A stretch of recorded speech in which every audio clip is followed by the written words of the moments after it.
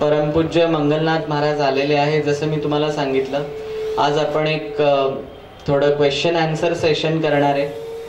आणि सर्वात पहिले मी परत बाबा आहेत म्हणून मी तुमच्या समोरच मी बाबांची परमिशन मागतो की मी जे हे प्रश्न विचारणार आहे आज त्यांना, ते जे लोक आहेत की ज्यांना नाथपंथाबद्दल माहिती नाही आहे की असं आहे, त्यांना हा पंथ क्लिअर करण्यासाठी, हा पंथ ट्रान्सपरंटली समजण्यासाठी हा प्रयत्न केला जातोय. म्हणून मी यासाठी बाबांची परमिशन मागतो याच्यात. बाबा, तर आपण सुरू करूया. परमपूज्य श्री बाबांना माझा पहिला प्रश्न असा आहे की एक साधारण माणसाला तो जेव्हा जीवन जगत असतो तेव्हा त्याच्यामध्ये तो अनेक डिफिकल्टीज फेस करतो. म्हणजे दरेक दिवस जो असतो तो कठीण दिवस असतो. म्हणजे दिवस रात्र त्याच्यामध्ये काही ना काही प्रॉब्लेम्स चालू असतात. आणि हा जो संसारिक माणूस आहे ह्याला शांती आणि समाधान हे लाभण्यासाठी खरं जे आहे की नाथपंथाप्रमाणे एका साधारण व्यक्तीने जीवन कसं व्यतीत करावं, हा बाबांना पहिला प्रश्न आहे. सर्वजण म्हणा, स्वामींना वंदन करू. नमस्ते योगी राजाय, नमस्ते योगी राजाय, सर्वज्ञाय नमो नमः, सर्वज्ञाय नमो नमः. हा एक नवीन प्रयोग आहे की प्रश्नोत्तरामधून नाथपंथ समजून घ्यावा. आम्ही विचार केला होता की हिंदीमध्ये सुद्धा याचं रूपांतर करावं. पण काय आहे की कुठलीही भाषा असो, हिंदीचं रूपांतर मराठी ते तसं करता येणार नाही, किंवा मराठीचं रूपांतर हे हिंदीमध्ये किंवा कुठल्याही लँग्वेजमध्ये करता येणार नाही, कारण त्या त्या भाषेच्या त्या मर्यादा असतात. म्हणून मराठीत हे सगळं सांगणं, कारण की या सगळ्याचा संबंध जो आहे तो समर्थांशी आहे. समर्थ रामदास आणि नाथपंथ असं तुम्हाला सांगायचं आहे. आणि हे प्रश्न समर्थांनी दासबोध लिहिला आहे, तो मराठीत लिहिलेला आहे. आणि त्याचा अर्थ जो आहे तो अर्थ तुम्हाला समजून सांगायचा आहे. पण हे सगळं सांगण्यापूर्वी तुम्ही कसे असावं हा पहिला प्रश्न आहे ना. मी तर बोलणार आहे, पण तुम्ही कसे असणार? तर तुम्ही अत्यंत, ज्याला आपण म्हणतो की तुमचं मन हे अतिशय कोवळं असावं, सर्व संवेदना, सर्व हे ग्रहण करणारं असावं. कारण जे सांगायचं आहे ते तुकोबांनी जसं म्हटलंय की सोली व ते सुख, सुख सुद्धा सोललेलं आहे. त्याच्या आतमध्ये आणखीन छान असलं मखमली मलमली सुख आहे. सोली व ते सुख. आणि कुठे आहे ते? वैष्णवाच्या अंगणी. तुम्ही सगळे वैष्णव आहात. तुमच्या अंगणामध्ये असं झाड आहे की ज्या झाडाचं फळ जे आहे ते फळ अत्यंत मधुर आहे, गोड आहे, मुलायम आहे. आणि तुमची इच्छा अशी आहे किंवा तुमची बुद्धी अशी आहे की त्याच्या आत आणखीन काही गोड आहे का, आणखीन काही मऊ आहे का, हे बघण्याची इच्छा असते प्रत्येकाची. आपण केळ सोलतो, सालासकट केळ नाही कोणी खात, ही माणसाची प्रवृत्ती आहे. त्याप्रमाणे सोली व ते सुख सुद्धा सोललं आहे. आणि हे सोललेलं सुख कुठे आहे? ते तुमच्या प्रत्येकाच्या घरामध्ये आहे, अंगणामध्ये आहे. आणि तुम्ही कसे आहात? तुम्ही वैष्णवांचे भक्त आहात. म्हणजे म्हणून त्याने सोली व ते सुख कुठे आहे? ते सुख तुमच्या अंगणामध्ये आहे. आणि तुम्ही कसे आहात? वैष्णवांच्या अंगणी. तुम्ही सगळे वैष्णव आहात, विष्णूचे भक्त आहात, श्रीकृष्णाचे भक्त आहात. तर तेव्हा हा जो प्रश्न आहे की तुमची दिनचर्या कशी असावी. संकट आहेत, संकट रोज येत असतात. तुम्हाला आले तर नाथांना आले नाहीत का? त्यांनाही आलेले. ते तुमच्यासारखं जीवन सगळे जण जगलेले आहेत, पण त्यांच्यात तुमच्यात फरक काय आहे?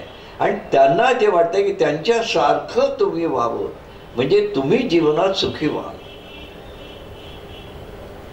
म्हणून मग समर्थ रामदासांनी सांगितलेलं आहे की प्रभाते मनी राम चिंतित जावा, पुढे वैखरी राम आधी वदावा, सदाचार हा थोर सांडू नये तो, जगी तोची तो मानवी धन्य होतो. सकाळी उठून रामाचं नाव तरी आम्ही घेतो का? बरं, रामाचं नाव घेणं म्हणजे नुसतं राम राम म्हणणं असं नाही आहे. ते अंतःकरणापासून म्हणा.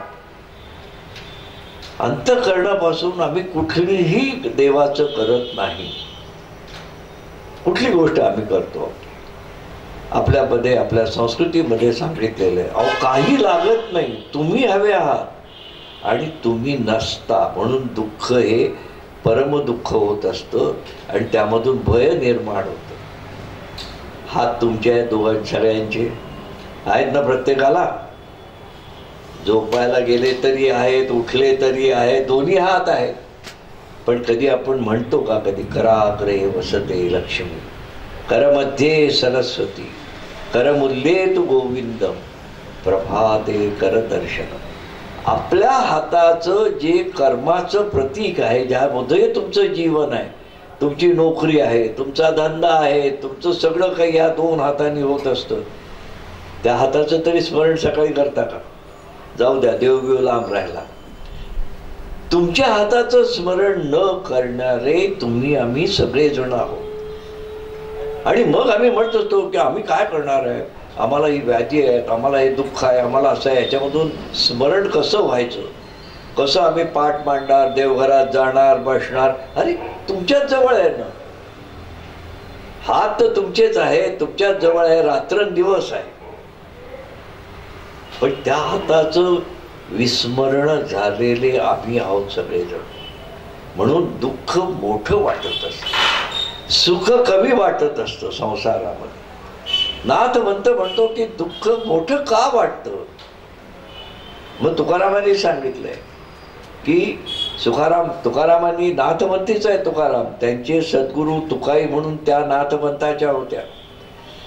मग त्यांचा अभंग आहे की सुख पाहता जवा एवढे, जवस असतो ना लहानशी बी जवसाची, जवस कळतं ना तुम्हाला? तर जवस म्हणजे जसं तुमचा हरभरा आहे हे आहे तसं जवस आहे, ती एवढी एवढी बी असते लहानशी. तर सुख इतकं लहान आहे आणि दुःख पर्वता एवढे, हिमालयासारखं दुःख आहे, एवढ्या मोठ्या पर्वताचं दुःख आहे. आणि असं आम्ही जीवन जगत असतो. मग सुख जर एवढंच आहे, दुःख एवढं मोठं आहे, तर हे कसं व्हायचं? जीवन दुःखीच होणार आहे की नाही? जर दुःखच मोठं आहे, पण मग नाथपंथ तुम्हाला सांगत दुःख कसं मोठं आहे?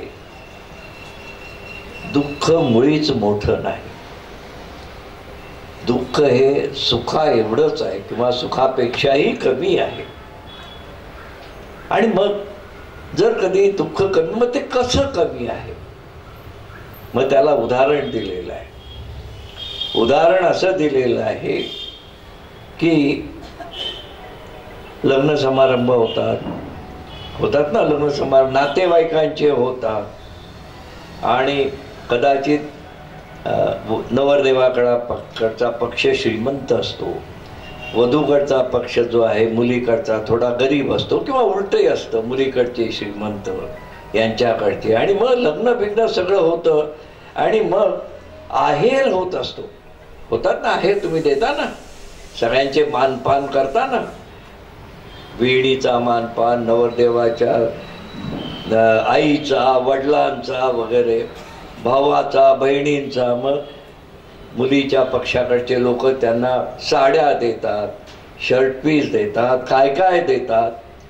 आणि हे श्रीमंत असतात ना, मग हे घेतात तेव्हा आणि घरी गेल्यावरती म्हणतात मला काय 200 रुपयाची साडी दिली, आम्ही केवढे मोठे, निदान 1000ची तर द्यायची कमीत कमी, म्हणजे आमचा अपमान नाही केला का तुम्ही?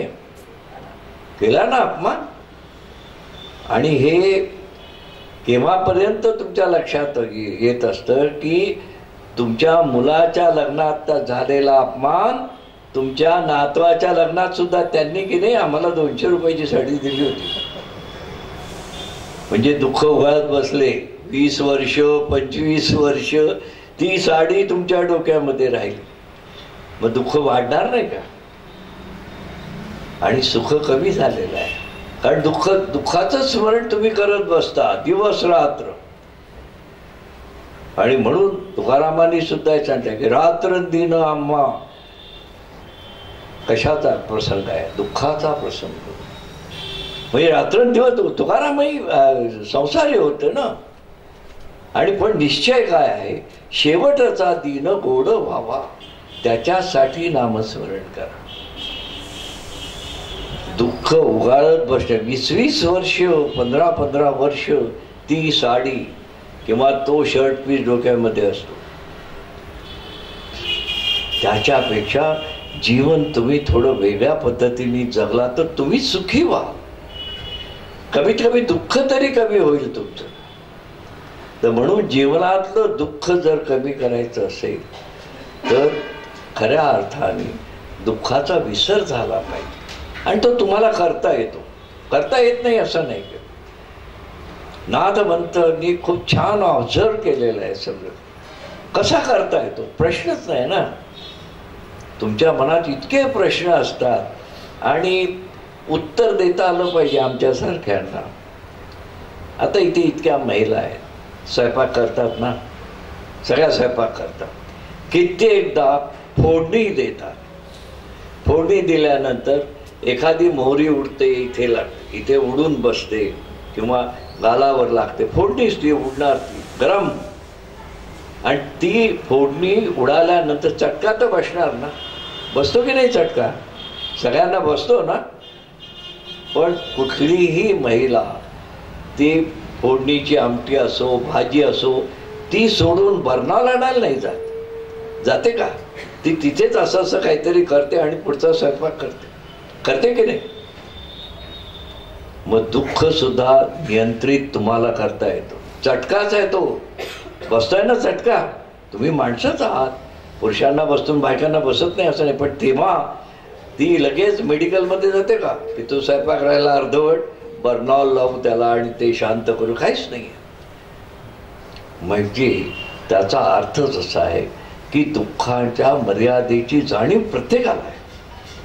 आणि त्या मर्यादित जाणीवेमध्ये जेव्हा दुःख असतं तेव्हा सुख हे तुम्हाला जास्त जाणवतं. कारण पतीला ही भाजी आवडते, ही फोडणी आवडते, पिठल्याला अशा प्रकारची फोडणी दिली पाहिजे. मग तेव्हा ती मोहरी आणि तो चटका त्याचं भान राहत नाही. पण दुःख होतच ना. तर म्हणून दुःख कसं निवारण करावं हेही तुम्हाला माहिती आहे. आणि त्याचं स्मरण नसतं आम्हाला. इतक्या लहान लहान गोष्टी आहेत की ज्या गोष्टींचं स्मरण तुम्ही कराल तर तुम्ही आम्ही प्रत्येक जण सुखीच होणार आहे. म्हणून नाथमंत म्हणतो की तुम्ही विद्वान आहात, तुम्ही शहाणे आहात, तुम्ही बुद्धिमंत आहात, तुम्ही धैर्यवान आहात. आणि तुम्ही म्हणता की नाही आम्ही पापी आहोत, आम्ही अज्ञानी आहोत. मग तुम्हाला करायचं नसतं. आणि म्हणायचं त्यांना हेच आहे की तुम्ही तुमच्या स्वतःच्या जीवनाकडे अशा प्रकारे लक्ष द्या तर तुम्ही सुखी व्हाल. तर तुमच्या हातात आहे. आता हा चटका बसल्यावरती तुम्ही काय नवऱ्याला सांगता काय की बर्नॉल घेऊन ये म्हणून? सांगताय? सांगत नाही अजिबात. तुम्ही तिथल्या तिथे करता. तर तसं दुःख तिथल्या तिथे संपवलं पाहिजे. दुःखाच्या मर्यादा जेव्हा मर्यादा काय आहेत ते नाथपंथ सांगतो. आणि त्या मर्यादेमधून तुम्ही सुखी होता. नाथपंथाला काही मच्छिंद्रनाथांनी सुखी व्हावं किंवा गोरक्षनाथांनी सुखी व्हावं असं नाही. जग सुखी करावं. तर अशा प्रकारे तुम्ही प्रभाते मनी राम चिंतित जावा, पुढे वैखरी राम आधी वदावा, सदाचार हा थोर सांडून येतो, जगी तोचितो मानवी धन्य होतो. हे जे सांगितलेलं आहे ते एवढ्यासाठी आहे. आणि कसं नामस्मरण करावं म्हणजे इकडे TV बघत बघत म्हणायचं असं नाही. तर म्हणून त्यांनी म्हणते अंतःकरणापासून नामस्मरण करा. द्या की 10 मिनिटं सकाळचे उठल्याबरोबर. तर ते 10 मिनिटं की पुढे वैखरी राम आधी वदावा.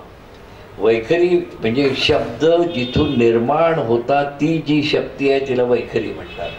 त्याच्या आधी राम तुमच्या मनामध्ये असला पाहिजे.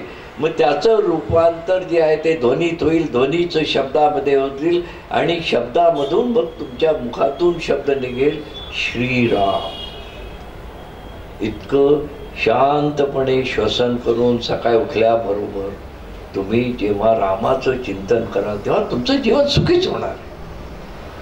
कारण तो राम तुमच्या पाठीशी राहणार, त्या रामाची शक्ती राहणार, त्या रामाची तपश्चर्या राहणार, सर्व तुमच्या बरोबर राहणार. म्हणून नामस्मरणाला सगळ्यात जास्त महत्व हे नाथपंथांनी दिलेले. तर म्हणून आता हा पहिलाच प्रश्न एवढा गंभीर आहे की आता तुमचं सुख कशात आहे हे सांगत असताना मला एक कथा आठवली, ती पण सांगतो तुम्हाला की प्रभू रामचंद्राची आहे. आपण रामावरही बोलणार आहोतच. तर रामाची कथा आहे ती की श्रीलंकेवर विजय मिळवला वगैरे सगळं झालं, रावणाचा खात्मा झाला, सगळं काही अगदी एकदम ज्याला आपण म्हणतो सुखमय झालं, शांतिमय अगदी. म्हणजे तुमच्या भाषेत रामाचं रिटायर्ड लाईफ, सगळं काही मिळवलंय, आता काही मिळवायचं राहिलं नाही. मॉडर्न लोकांच्या नाही पण याच्या आधीच्या पिढीचं होतं तसं. आता मॉडर्न पिढीला तर नातवांना शाळेत न्यावं लागतं, आणावं लागतं, मुलकिळणी आली की नाही बघावी लागते, ते सोडून द्या. तर अशा प्रकारचं 14 वर्ष वनवास भोगल्यानंतर रावणाचा पराजय केल्यानंतर राम निश्चिंत झाले होते. त्यांचा दरबार वगैरे सगळं रामराज्य सुखाचं झालेलं होतं ना, काहीच दुःख नव्हतं रामाच्या राज्यामध्ये. आणि मग अशा वेळेला अयोध्येमधला राजवाडा मोठा, त्याच्यासमोर वेगवेगळे तलाव होते, त्या तलावामध्ये कुठे कमळं होती, कुठे गुलाब होते, कुठे असं. तर तो रामाचाच राजवाडा, त्याच्यामध्ये हे सगळं होतं. आणि काम तर काहीच नव्हतं, सर्व सुखी होते, भांडणं नव्हती, काही नव्हतं. म्हणून राम निश्चिंत होते. आणि शेवटी देव सुद्धा तुमच्या आमच्यासारखा वागतो असं त्या कथेमध्ये आहे की सामान्य माणसासारखा देव वागतो. मग राम निघाले आणि ते एक छान तळं होतं ज्याच्यात कमळं बिमळं होती, त्या काठावरती बसले आणि ॲटीज बसले असे, म्हणजे अर्धवट झोपले असे. आणि हनुमंतही बरोबर ना, जिथे राम तिथे हनुमान, नाही का. आणि हनुमान जो आहे तो बुद्धीची देवता, शक्तीची देवता. मग तिथे पायापाशी हनुमंतही बसले होते. आणि जसं माणसाला काही नसलं तर काहीतरी चाळा करायचा असतो, काहीतरी गंमत करायची असते, मग तसं रामालाही वाटलं की आपणही काहीतरी करा, काही काम तर काहीच नाही आहे.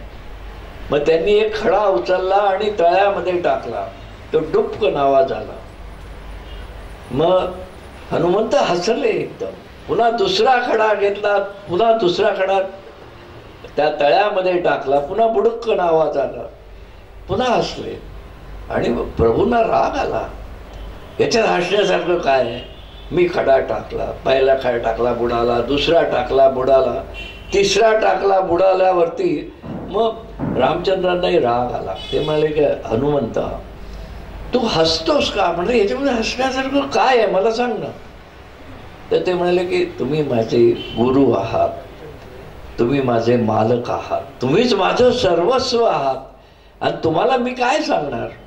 तेव्हा नाही, तू बुद्धिवान आहेस, बुद्धीची देवता आहेस, तू मला सांगितलं पाहिजे. म्हणाले की मी तुमचा अवमान करू शकत नाही, माझ्या हातून घोर अपराध झाला की मी हसलो. तेव्हा असं नाही, नक्की सांग तू, मी तुझा गुरु आहे ना, मी तुझा आज्ञा करतो की तू का हसला ते सांग. मग आता गुरु आज्ञा तर काही मोडता येत नाही, मोडता येते का. मग त्यांनी रामाची क्षमा मागितली. म्हणजे देवा मला क्षमा करा, पण माझ्या मनामध्ये हा विचार आला की आम्ही श्रीलंकेवर स्वारी करायला गेलो, समुद्रामध्ये दगड टाकली, तुमचं नाव लिहून, श्रीराम लिहून, आणि दगडात तरले सगळे दगड, पूल तयार झाला आणि आम्ही श्रीरामाचा सगळ्यांनी हल्ला केला, रावणाचा वध केला. आणि इथे तुम्ही साक्षात श्रीराम दगड टाकतोय आणि ते बुडताय. रामापेक्षाही नामाला महत्व जास्त आहे, म्हणून नाम महत्वाचं आहे. तर म्हणून नामस्मरण जे आहे ते नाथपंथाचा पाया आहे. ते मनापासून करा, 5 मिनिटं करा, 10 मिनिटं करा. सकाळी काय एवढी मोठी घाई असते का? घाई नसते कोणाला. दाखवतो आम्ही खूप घाई. मुंबईचे लोक तर फारच घाई करतात, त्यांची 10-10ची लोकल असते, 9-5ची असते, सगळं खोटं आहे.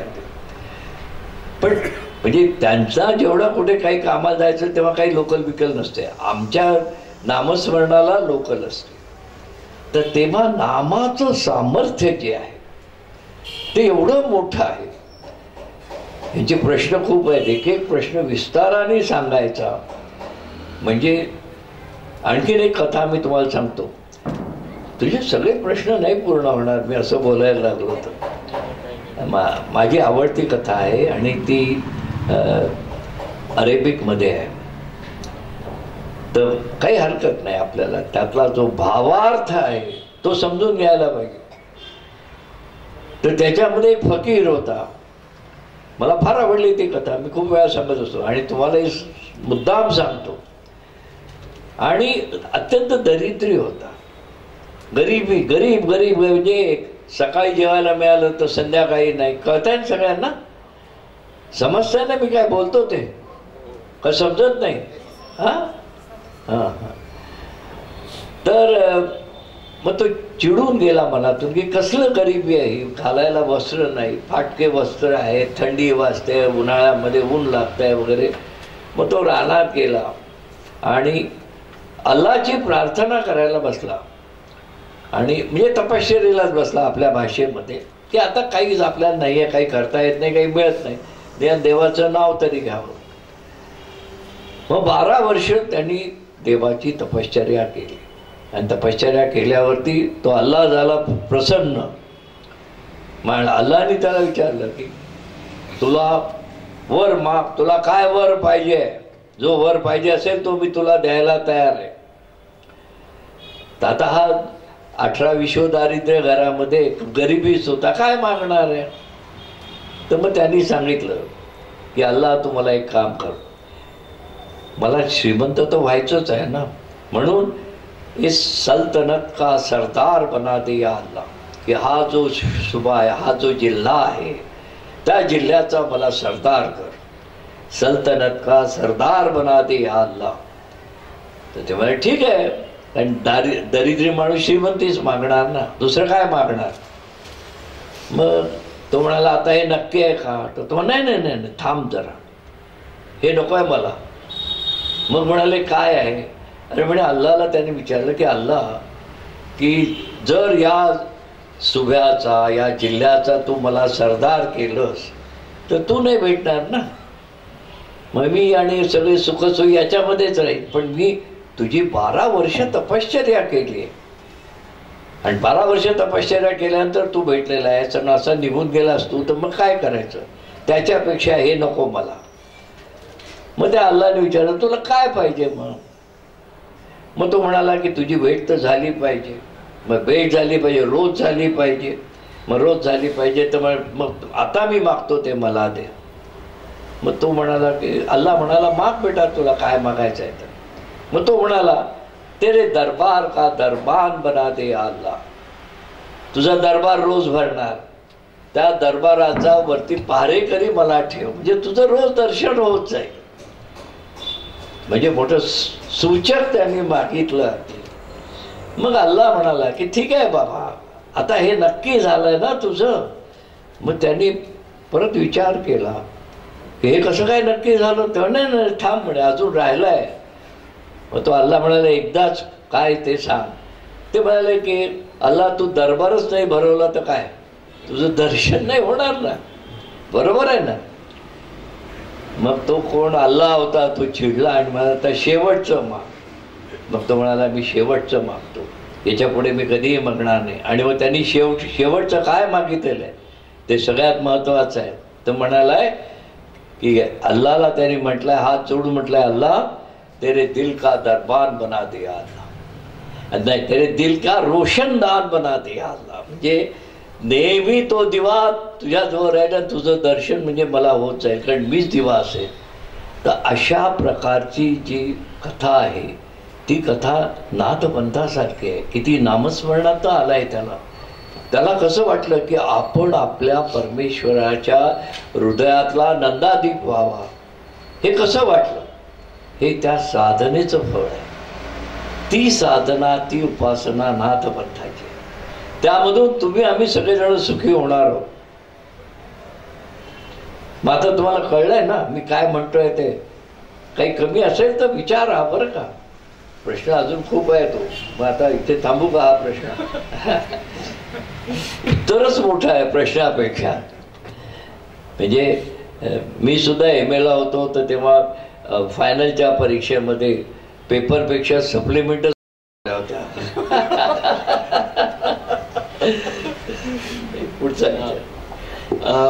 पुढचा प्रश्न असा आहे की हेच जे तुम्ही आता सांगितलं बाबा की जीवनाला सुखमय कसं करावं किंवा व्यतीत कसं करावं, हेच रामदास स्वामींनी दासबोध मध्ये कशा रीतीने शिकवलेलं आहे?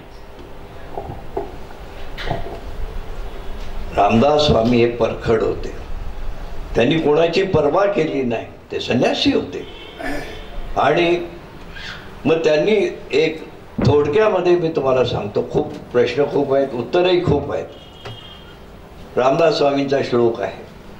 तो श्लोक असा आहे, उपासना सकळा ठाई. सर्वजण उपासना करतात. सकाळी फुलपुडा येतो, फुलवाला फुलं आणून देतो, समजा चांगल्या चांगल्या उदबत्त्या तुम्ही आणता वगैरे सगळं काही होतं. समजा जर फुलवाला लवकर आला नाही तर बायकोवर खेक असता की यावेळा का फुलवाला आला नाही म्हणून. म्हणजे इकडे पूजा राहिली एकीकडे, त्या बायकोवरती बिचारीवरती जोरात ओरडायचं, त्याला उद्यापासून लवकर आणायला सांगत जा वगैरे वगैरे. तर म्हणून रामदास उपासना सकाळ आठाई, सगळे पूजा करतात आणि मग काय करत नाही. मग त्यांनी म्हटलं आत्मा राम कोठे नाही, मनापासून पूजा करत नाही. सुगंधी दरबार अगरबत्ती लावतील किंवा मोगऱ्याच्या सीझन मध्ये मोगरा हे करतील, गुलाबाच्या सीझन मध्ये गुलाब वाहतील, पण ते बाजारात आणतील आणि त्या मूर्तीला वाहतील. तुम्ही नसाल तिथे. वाहिले की तुम्ही संपलं ना. म्हणजे सोहळं सोडून लगेच ओळ्यामध्ये जायचं. आता तो सोहळंही कोणी नेसत नाही तर त्याच्यामुळे ओळ्याचा प्रश्नच नाही आहे. पण म्हणते म्हणजे उपासना सकाळ ठाई, आत्मा राम कोठे नाही. कोणाच्याही मनामध्ये राम नसतो. ते सगळे आपापल्या नंतरच्या येणाऱ्या भेटीगाठीसाठी की नंतरचं जे जे तुम्हाला दिवसाचं काम करायचं असेल त्याच्यामध्ये तुम्ही मग्न असता आणि हे लवकर उरकून टाकता. म्हणून त्यांनी सांगितले की उपासना सकाळ ठाई, आत्मा राम कोठे नाही. मग झालंय काय हे तर कळलं आम्हाला. मग पुढे रामदास स्वामींनी सांगितलंय, या कारणे ठाई ठाई. रामाला काय वाटलंय ते सांगितलंय. या कारणे ठाई ठाई, क्षणाला रामाला काय वाटलंय म्हणून ते म्हणतायत उपासना सकळा ठाई, आत्मा राम कोठे नाही. या कारणे ठाई ठाई, रामे आटोपरी. रामालाच वाटतं आपण संपून जावं पण यांची पूजा नको, असं त्याचं उत्तर आहे. किंबहुना तुमची पूजा कशी असते ते एका श्लोकामध्ये सांगितलं आहे. मी सकाळीच या लोकांना सांगितलं की आपण जे श्लोक कोणते म्हणतो, श्लोक सुद्धा गमतीशीर आहेत आमचे. रामा तुझे कोमल नाम घेता. रामा तुझं नाव इतकं कोवळं आहे, कोमल आहे, मन भारून जाणार आहे. रामा तुझे कोमल नाम घेता, संतोष वाटे बहुपार चित्ता. खूप समाधान वाटतं रामाचं नाव घेतल्यावरती. आणि इथे ते थांबत नाही तर ते म्हणतायत रामा तुझे कोमल नाम घेता, संतोष वाटे बहुफार चित्ता. बापा दयाळा मज भेट द्यावी. रामा तू मला भेट, तू मला भेट, तुझं दर्शन घडू दे. इथपर्यंत ठीक आहे, पण हे कशामुळे म्हणतायत ते माहिती आहे का? शेवट ते म्हणतात दारिद्र्य चिंता अवघी हरावी. जे माझं जे काय दारिद्र्य आहे, गरिबी आहे, ती सगळी हटवून टाक, माझ्या मनातली चिंता दूर कर. म्हणजे रामाचं दर्शन घेण्यासाठी नाही, तर तुमच्यातली गरिबी, तुमच्यातली संकट हरण करण्यासाठी आहे. तर अशी उपासना सगळ्यांच्याकडनं होते, ती करू नका. 10 मिनिटं तुम्ही रामाचं नामस्मरण करा आणि राम आत्मसात करा. रामाच्या नामामध्ये ओंकार आहे. तो ओंकार तुमच्या हृदयस्थ असावा. तो ओंकार सगळ्यात जास्त पॉवरफुल आहे आणि त्यामधून तुम्हाला जीवन जगण्याची शक्ती मिळेल. जीवन कसं जगावं ते कळेल आणि लोकांमधले तुमचे व्यवहारही चांगले होतील, तुम्हाला यश मिळेल. तर म्हणून म्हटलं की बुवा एकदा तर गंमत झाली. आता काल अतुल होता आमचा, तर त्याच्या एका मित्राकडे मला आग्रहाने घेऊन गेलो आणि तेव्हा मी कुठेतरी वर्तमानपत्रात वाचलं होतं असं की आता आहे की नाही माहिती असेल. तेव्हा खूप चांगली एक अगरबत्ती होती, सुगंध शृंगार अगरबत्ती म्हणून होती, खूप छान वास वगैरे यायचं, तेवढंच मला माहिती होतं. तर त्याच्या घरी आता ते सगळे उपाध्येच होते, त्यांचं देवघर वगैरे चांगलं. तर मी पुण्याचाच लहानपण गेल्यामुळे थोडं खवटपणाने विचारलं, तुम्ही सुगंधी शृंगार अगरबत्ती लावता की नाही? माझा प्रश्न खवटपणाचा होता. ते लगेच म्हणाले, तुम्हाला कसं काय कळलं? अरे म्हटलं, मला काय कळलेलं आहे, म्हणजे यांची पूजा त्या अगरबत्तीपाशीच आहे, रामापाशी नाही. असं होत असतं जीवनामध्ये. माझ्या प्रत्यक्ष जीवनात नाही, असे छोटे छोटे खूप अनुभव आहेत. मग अजून सांगायचं आहे का? नाही, कारण काय पुढे प्रश्न आहेत ना तुमचे. तर तेव्हा जे समर्थांनी सांगितलं आहे तर ते जे आहे की उपासना सकळा ठाई, आत्मा रामाची उपासना करा. रामाचा मोठा फोटो, रामाचा मोठा पुतळा वगैरे सगळं ठीक आहे, त्याचा आम्हाला काही विरोध नाही, पण अंतःकरणात राम असा, ते खरं रामाचं पूजन आहे, प्रत्येक देवतेचं पूजन आहे. म्हणून आम्ही नेहमी म्हणतो की उपनिषदातही काय सांगितलेलं आहे, अत्यंत कळवळून सांगितलं आहे. त्याच्यामध्ये भयंकर त्या ऋषीचं करुणता आहे, कारुण्य आहे. ते ऋषी रडलेले आहेत सगळं तुमच्या आमच्यासाठी आणि म्हणताय की हृदयस्थ विष्णू तिष्ठती. हे हृदय आहे, या हृदयामध्ये विष्णू आहे, पण तो ताटकळत उभा आहे. तो इतका ताटकळत उभा आहे, तो वाटतंय की तुम्ही नामस्मरण करा आणि माझ्या जवळ या, पण आम्ही जात नाही, कारण आम्ही नामस्मरणच करत नाही. तुम्ही ताटकळत उभा याचा अर्थ असा आहे की ते तुम्हाला सांगतो, तुम्हाला मराठी शब्द कळणार नाही. म्हणजे बिघडलेल्या ATMच्या लाईनमध्ये तासभर उभं राहावं लागतं. जे वाटत असेल तुम्हाला ते त्या विष्णूला वाटतं. एवढं हृदयस्थ विष्णू तिष्ठती, म्हणून ते ताटकळत उभा आहे.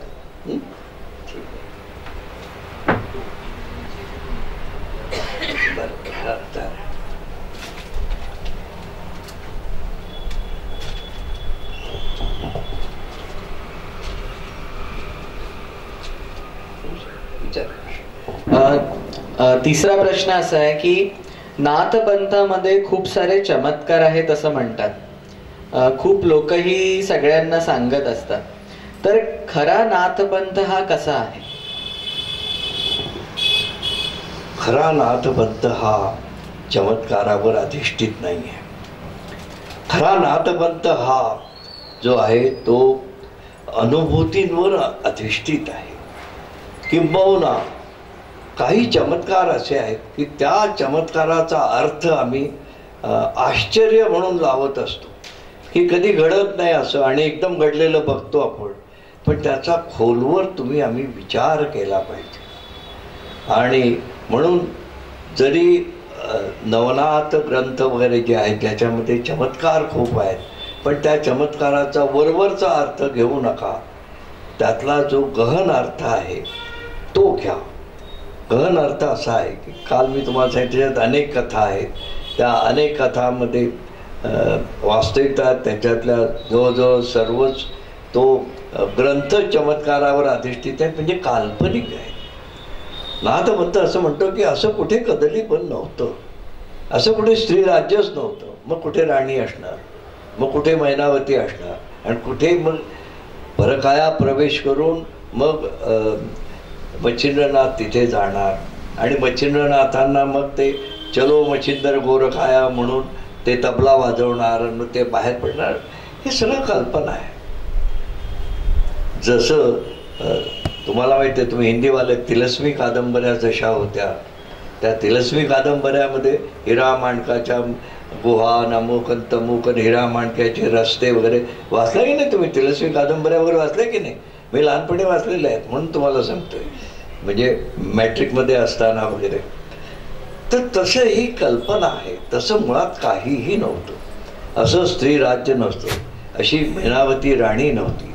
आणि असे त्यांनी मग यांच्या मच्छिंद्रनाथांच्या जेव्हा ते निघून गेले तेव्हा त्यांच्या झोळीमध्ये सोन्याच्या विटा टाकल्या नव्हत्या.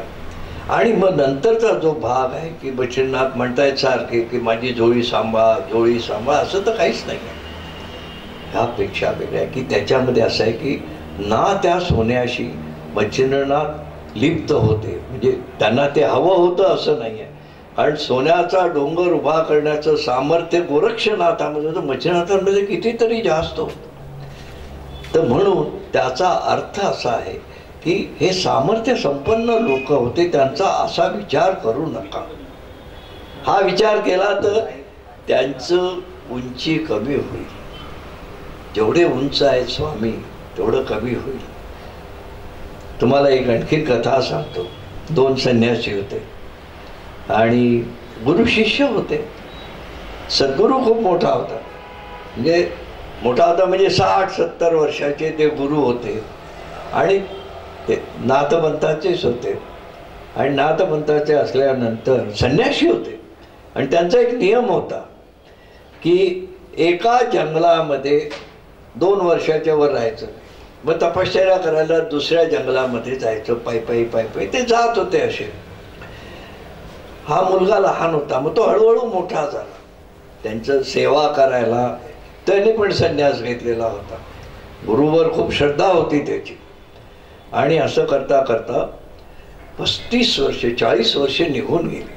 तो आपल्या गुरुची सेवा करत होता आणि या जंगलातून त्या जंगलात, त्या जंगलातून त्या जंगलात चाललं होतं. आणि एक वेळ अशी आली की एका जंगलातून दुसऱ्या जंगलात जायचा, प्रवेश करायचा, तर मध्ये एक मोठी नदी होती आणि तिला भरपूर पाणी आलेलं होतं. यांची संध्याकाळ झाली होती आणि हे गुरु शिष्य नदीच्या काठावर होते, बघत होते कुठे कमी पाणी आहे की काय. तेवढ्यामध्ये एक 17-18 वर्षाची मुलगी आली. तिचं माहेर या बाजूला होतं, नदीच्या या बाजूला, सासर त्या बाजूला होतं. घाबरून गेली होती की नदीला पूर आलेला होता, म्हणजे ओसरला होता. पण ही लहानच होती मुलगी, तरुण होती, 20 वर्षाची होती. घाबरून गेली होती आणि ती थरथर कापत उभी होती. तिला नदी क्रॉस करून जायचं होतं. हे ते जे सद्गुरू होते त्यांच्या लक्षात आलं. आणि लक्षात आल्यानंतर ते म्हणाले की बेटा, मला कळलंय की तू खूप घाबरलीस. का घाबरलीस? मग तिने सांगितलं की माझं सासर आहे, आता संध्याकाळ होत आलेली आहे आणि सगळे जण मला बोलतील, कदाचित मारतील की तू संध्याकाळची, तेव्हा मुली बाहेर जात नव्हत्या, आजचं सोडा पण तेव्हाचं चित्र वेगळं होतं. आता घरात नाही राहत संध्याकाळी ही मुली. तर त्यांना कळवळ आला. त्याने म्हटलं असं कर, आता एकच उपाय आहे की तू माझ्या पाठीवर बैस आणि मी तुला घेऊन जातो. मग ते त्यांचा शिष्य, ती मुलगी, तिला असं आपण कडेवर घेतो. तिने म्हणाले की मोठी होती तेव्हा तू माझ्या पाठीवर बैस. आणि त्यांनी रस्ता क्रॉस, आपलं ते नदी क्रॉस केली आणि त्या मुलीला सांगितलं जा बेटा बाळा तू तुझ्या घरी. ती तिच्या घरी गेली आणि मग हे निघाले. इथे यांचा शिष्य भयंकर रागावला. तो आपल्या गुरुशी बोलेच ना अजिबात. तडफड पाणी मागितलं तर कडवा आणून त्यांच्या समोर आपटायचा, जेवायचं वर ताट आणून त्यांच्या समोर आपटायचं. 15-20 दिवस किंबहुना महिनाभर हाच कार्यक्रम चालू होता. त्या गुरुलाही वाटलं की एक महिनाभर तू असं वागतोयस, काय झालं? आपण तर जसे आहोत तसेच चाललो आहोत. मग तू मला सांग. तेव्हा मला नाही सांगायचं. म्हणजे का नाही सांगायचं ते मी नाही सांगणार. अरे म्हटलं पण झालं काय आहे, काय आपल्या हातून हे झालंय?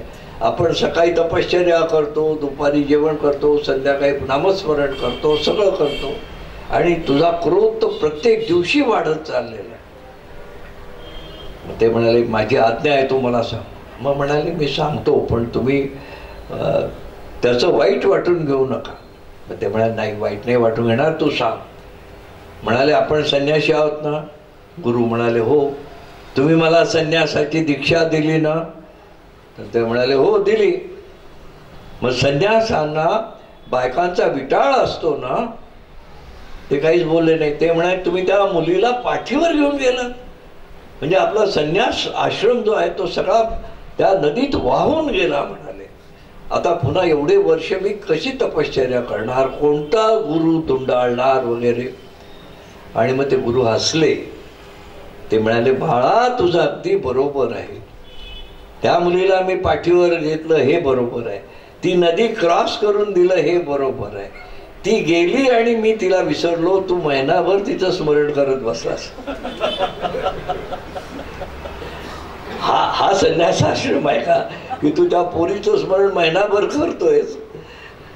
मग त्याला आपली चूक कळली. हे असं स्मरण करू नये. नाथपंथात स्मरण हे परमेश्वराचं असतं, किंवा लोभाचं किंवा काम क्रोध लोभ याचं नसतं. अशी ही ती कथा आहे. पुढचा प्रश्न.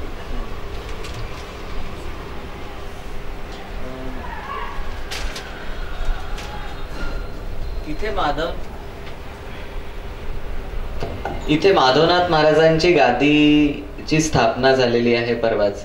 तर परमपूज्य माधवनाथ महाराज हे ह्यांचं विभूतिमत्व आणि ह्यांचं व्यक्तिमत्व कसं होतं? माधवनाथ महाराज हे मच्छिंद्रनाथांचे शिष्य. माझ्या हाती गादीवर ते होते, तरी सांगितलंच आहे. पण हा शेवटचा आहे की आता मधला? सॉरी पहिला विचारा, ओळीनी सांगतो मी सगळं.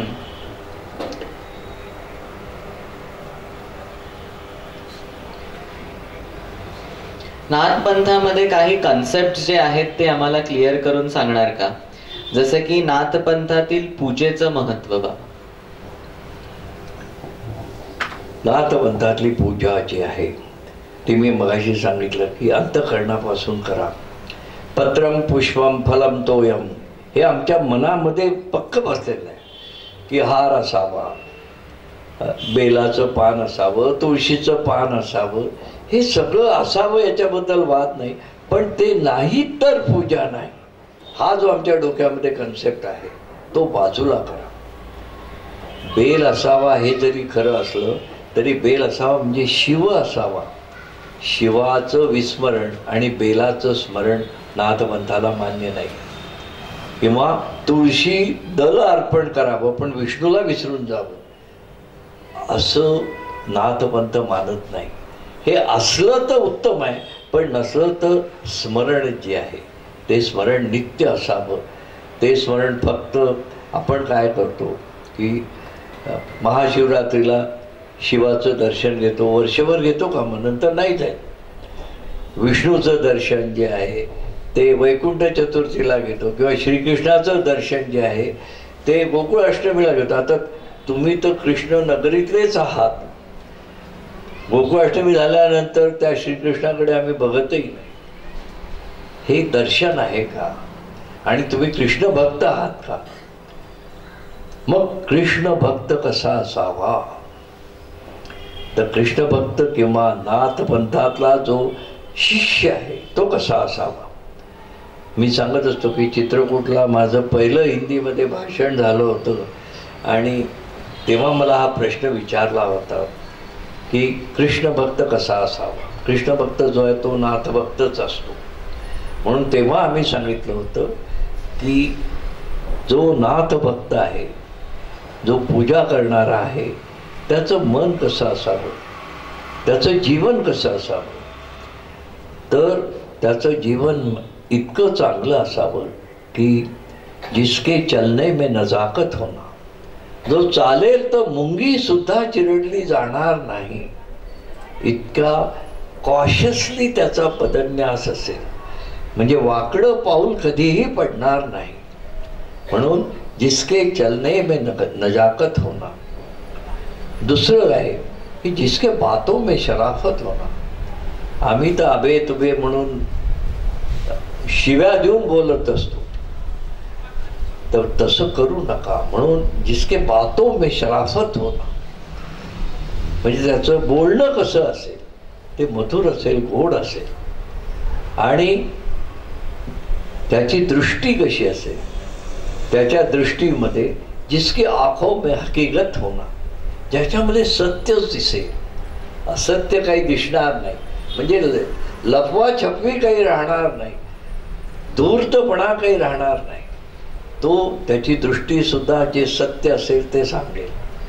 आणि म्हणून म्हटलंय की नाथपंथातला जो शिष्य आहे आणि जो कृष्ण भक्त आहे, तो कृष्ण भक्त हा असा असावा कि जिसके चलने में नजाकत होना, जिसकी बातों में शराफत होना, जिसकी आंखों में हकीकत होना और जिसके दिल में मोहब्बत होना.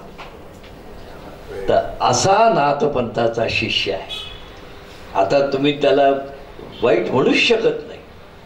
तर म्हणून नाथपंथातला शिष्य, नाथपंथातली उपासना ही दोन्हीही हृदयाशी संबंधित आहेत.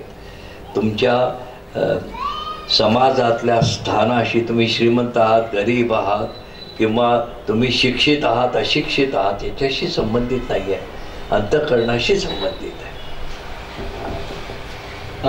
पुढचा प्रश्न आहे बाबा, श्रीराम दैवत हे नाथपंथाला पूजनीय आहे, तर त्याचे महत्व सांगणार का? नाथपंथाची दैवत जसं श्रीकृष्ण आहे, तसं श्रीराम आहे, तसंच शिव आहे, तसंच देवी पण आहे. कारण नाथ हे शक्तिपीठ आहे, म्हणून देवी आहे. नाथपंथ हा योगावर अधिष्ठित आहे, योग शिवाने शिकवलेला आहे, म्हणून शिवही त्याचं अधिष्ठान आहे. श्रीकृष्ण हे नाथपंथाचं सर्वे सर्व आहे. याचं कारण नाथपंथांनी जे श्रीकृष्णाचं वर्णन केलेलं आहे, तसं वर्णन कोणीच केलेलं नाही. कसा श्रीकृष्ण भावलाय, म्हणून त्यांनी म्हटलंय की वासुदेवा सर्वमती. संस्कृतमध्ये सांगितलेलं आहे, वासुदेवा सर्वमती स महात्मा सदुर्लभा. असा महात्मा कधी झाला नाही, पुढे कधी होणार आहे.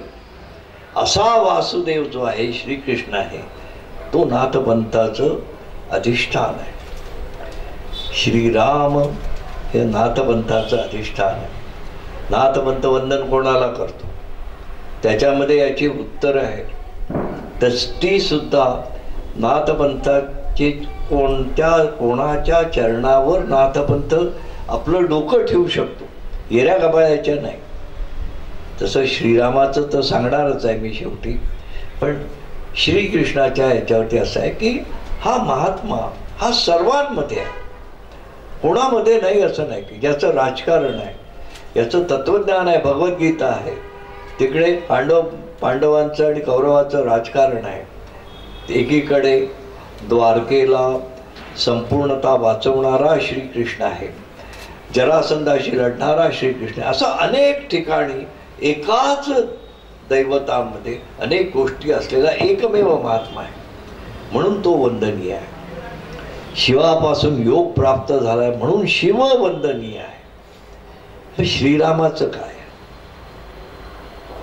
मला असं वाटतं की जेव्हा पहिलं हे झालं होतं 1993 मध्ये, राम मंदिराचा मोठा हलकल्लोळ झाला होता, आणि तेव्हाच मी पैठणला गेलो होतो.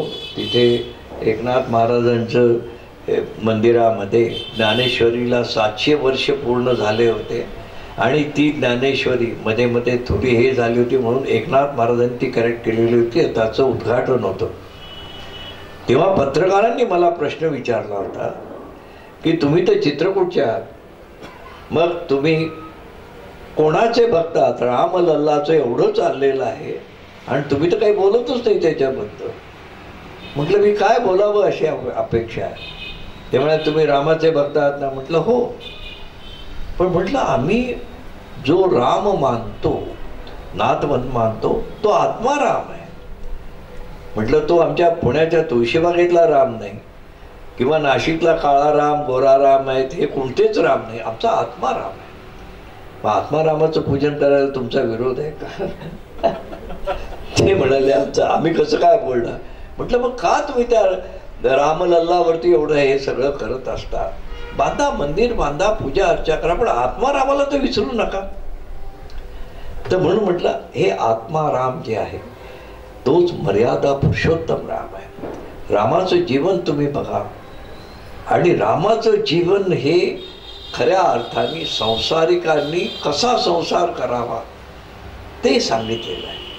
रामाच्या मनात सीता आहे आणि सीतेच्या मनात राम आहे, म्हणजे रामराज्य निर्माण झालंय. तसे रामराज्यातला प्रत्येक व्यक्ती आणि व्यक्ती सीतारामाचं अनुकरण केलंय. म्हणजे काय केलंय? म्हणजे मर्यादा पुरुषोत्तमाचं ज्ञान रामानी आपल्या प्रत्येक जे जे म्हणून तिथले रहिवासी होते त्या सगळ्यांना दिलंय. आणि मर्यादेचं उल्लंघन तुम्ही करू नका. रामाने नाही केलं. काही एवढं मोठं रामाला वनवासात पाठवलं, पण रामाने कैकेयीचा हेवा नाही केला. दशरथाने रामाला एवढं सांगितलं की माझे सगळे वर मी 4 वर परत घेतो, पण तू वनवासाला जाऊ नको. तो म्हणाला असं नाही, तुम्ही शब्द दिलेला आहे, तुमचं वचन भंग मी करणार नाही. म्हणजे पिता पुत्रांचं नातं कसं, पती पत्नीचं नातं कसं, आणि आई आणि मुलाचं नातं कसं, की या सर्व नात्यांची, किंवा राजा आणि प्रजा यांचं नातं कसं, किंवा गुरु आणि शिष्य यांचं नातं कसं, हे याच्या सर्व मर्यादा उलगडून सांगणारा एकमेव देव म्हणजे श्रीराम आहे. आणि म्हणून तो श्रीराम नाथपंथाचं सर्वात मोठं अधिष्ठान आहे. ते पूजनीय आहे. मग नाथपंथाची पूजा कशाची करतो? खूप प्रश्न आहेत. तुमच्या प्रश्नात ते उपप्रश्न बरेच आहेत. 4 चरण आहेत, ज्या 4 चरण आम्ही मानतो. कोणकोणते चरण आहे? एक चरण श्रीरामाचे आहे, एक चरण श्रीकृष्णाचे आहे, एक चरण वामनाचे आहे, आणि चौथे जे चरण आहेत ते सद्गुरूचे आहे. तर असे 4 चरण का मानतो? रामाचे चरण एवढ्यासाठी म्हणतो की त्या चरणामध्ये एवढी शक्ती आहे की त्या चरणाचा स्पर्श झाल्याबरोबर दगडाची अहिल्या निर्माण झाली. अचेतनाला चैतन्य निर्माण करणारा क्षण आहे ते चरण आहे. की दगडाला पाय लावून त्यामधून ती महामाता अहिल्या निर्माण केलेले ते चरण पवित्र आहे. दुसरे चरण श्रीकृष्णाचे आहे. का पवित्र आहेत ते पवित्र एवढ्यासाठी आहेत की श्रीकृष्णांची म्हणजे सगळे युद्ध झाले, सगळं काही झालं, नंतर शेवटच्या क्षणी प्रभू एका मोठ्या अशा वृक्षाखाली बसलेले होते आणि आपापल्या चिंतनामध्ये होते, आणि ते असे बसलेले होते. एक पाय खाली होता, एक पाय असा वर होता, आणि तेव्हा काही असे बूटबीट घालत नव्हते, तर पाय उघडा होता. आणि श्रीकृष्णाचे चरण अतिशय गोड होते, गोरे पान होते, आणि टाच जी आहे ती लाल बुंद होती. आणि ते आपल्या याच्यामध्ये असताना लांब कुठेतरी एक पारधी होता, आणि त्याला फक्त ती टाच, गोल लाल टाच दिसली, आणि त्याला वाटलं की हा कुठला तरी एखादा सुंदर असा प्राणी आहे की तो त्याचा हा लाल असलेला भाग आपल्याला दिसतोय, आणि त्याची शिकार केली तर किती बरं होईल. म्हणून त्यांनी लांबून जो बाण सोडला, तो बाण श्रीकृष्णाच्या पायाला लागला, टाचेला लागला, बळबळ बळबळ रक्तस्राव झाला. म्हणजे एखाद्या नदीला पूर यावा असं संपूर्ण रक्त प्रभूंच्या पायामधनं गेलं आणि अत्यंत वेदना होत असल्या पाहिजे श्रीकृष्णाला तेव्हा. पण श्रीकृष्ण हा महात्मा होता, परमात्मा होता, म्हणून त्यांनी ते वेदनेचं रूपांतर महासमाधीमध्ये केलं. म्हणून वेदनेतून समाधीकडे जाणारा एकमेव महात्मा हा श्रीकृष्ण. म्हणून ते चरण जे आहेत ते नाथपंथाला वंदनीय. त्याच्यानंतर ते जे चरण आहेत ते वामनाचे. वामनाचे चरण का वंदनीय आहेत? तर बळीराजांनी सगळं पृथ्वी, सगळे काही पादाक्रांत केली होती, सगळंच घेतलं होतं, पाताळ घेतला होता, स्वर्गलोक घेतला होता. तिथे वामनाच्या रूपामध्ये प्रभू आले आणि मग प्रभूंनी सांगितलं की तुला काय वर पाहिजे ते माग. म्हणजे यांनीच सांगितलं बळीराजांनी की तुम्हाला काय हवंय ते सांगा, मी सगळं देतो. कारण सगळंच त्यांना मिळालेलं होतं ना. मग प्रभूंनी सांगितलं की हे माझे 3 चरण आहेत, ते 3 चरण ठेवायला जागा तेवढी दे, मला बाकी काही नको. मग त्यांनी पहिली जागा दिली तर सगळी पृथ्वी व्याप्त करून टाकली प्रभू विष्णूच्या सामर्थ्याने. दुसरं चरण आहे, त्या दुसऱ्या चरणाने आकाश आणि पाताळ दोन्हीही व्याप्त करून टाकलं. एवढं मोठं ते चरण झालं एकदम. त्यांनी पुन्हा बळीराजाला अजून काय पाहिजे तुला? आता म्हणाले की मला पाहिजे तर तू देणारच काय? म्हणून बघ, तो बळीराजा होता, तो भक्त होता, राक्षसच होता, पण तरी सुद्धा त्यांनी शेवटी सांगितलं की आता तुमचा जो 3रा चरण आहे तो माझ्या डोक्यावर ठेवा. आणि मग वामनाने म्हणजे श्रीकृष्णाने आपला 3रा पाय त्याच्या टाळूवर ठेवून त्याला पाताळामध्ये टाकलं, नेऊन टाकलं आणि पृथ्वी आनंदमय केली. असे जे चरण आहेत ते चरण नाथपंथाचे. म्हणजे उगाचच आमच्या पादुका तर तुम्ही डोकं आपटा असं नाही आहे. तर त्याचं महत्त्व समजून घ्या. पुढच्या वर्षी कदाचित तुमच्याकडेही स्वामींच्या पादुका येतील, प्रत्येकाच्या घरात एक दिवस त्या राहतील. पण तेव्हा अशा प्रकारे तिथे नामस्मरण करा, भजन करा, पूजन करा आणि एक दिवस त्या पादुका तुमच्या प्रत्येकाच्या घरी राहू द्या आणि सगळ्या तुमच्या लोकांना बोलवा, दर्शनाला बोलवा. तर असा नाथपंथ आहे.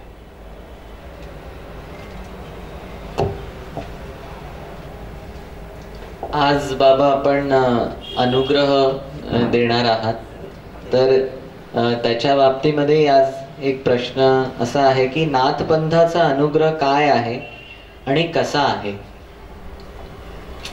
खूप चांगला प्रश्न आहे. माऊलींनी याचं वर्णन केलंय ज्ञानेश्वरांनी. अनुग्रह कसा असतो नाथपंथात?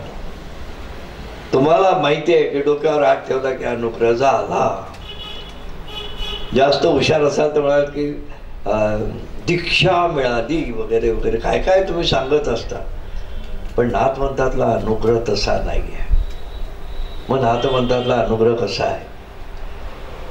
ज्ञानेश्वरांनी त्याचं वर्णन 2 प्रकारे केलेलं आहे. एकामध्ये माऊली सांगत असते की हा किती कोमल आहे अनुग्रह, किती आल्हाददायक आहे, किती मखमली आहे, किती मलमली आहे, किती ट्रान्सपरंट आहे आणि किती सद्गुरूला आत्मसात करण्याचा प्रयत्न जो आहे तो, किंबहुना सद्गुरू आपल्यामध्ये संपूर्णतः आत्मसात करतो, तो अनुग्रह आहे. मग त्याच्यासाठी वनात जायचं आहे का, रानात जायचं आहे का, तपश्चर्या करायची आहे का? तसं नाही आहे. मग ते म्हणतायत की अनुग्रह हा अतिशय कोमल आहे. किती कोमल आहे, किती मलमली आहे, किती मखमली आहे. तर मग त्यांनी सांगितलंय शारदीयेचे चंद्रकळे. शरद ऋतू आहे, शरद ऋतूतलं चांदण आहे, म्हणून त्यांनी विचार शारदीयेचे चंद्रकळे. तर तुम्ही नुसतंच त्या पौर्णिमेला दूध आटवता आणि पिता, बाकी तर काही करत नाही. शरद ऋतूतली कोजागिरी, तुमच्याकडे तर काय गरबा बिरबा सगळं असतंच. मग नाथपंथ काय सांगतोय लक्षात घ्या. शारदीयेचे चंद्रकळे तेणे अमृत म्हण कोवळे. तो चंद्र आहे, पौर्णिमेचा चंद्र आहे, आणि तो अत्यंत कोवळा असलेला, सगळ्यात कोवळा आणि सगळ्यात मधुर असलेला चंद्र हा शरद ऋतूतला आहे. म्हणजे कोजागिरी पौर्णिमेचा जो चंद्र असतो तसा चंद्र 12 महिने कधीच नसतो. म्हणून त्यांनी सांगितलं शारदेचे चंद्र कळे तेने अमृत कण कोवळे. त्या चंद्राच्या मधून जे किरण निघतात ते अतिशय कोमल असतात, अतिशय मुलायम असतात, अतिशय मखमली असतात. ते येत आहेत आणि येत आहेत. तर मग पुढे काय, तर ते जे चंद्राचे येणारे किरण जे आहे ते कोण घेत असतं, ग्रहण कोण करत असतं, तर ते त्यांनी सांगितलं की शारदेचे चंद्रकळे तेणे अमृत कण कोवळे ते वेचती मऊ मवाळे चकोर तलदी.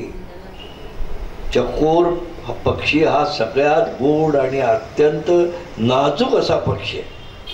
मुलायमता पराकाष्ठी जे याच्यामध्ये आहे तो अगदी मखमली पक्षी आहे.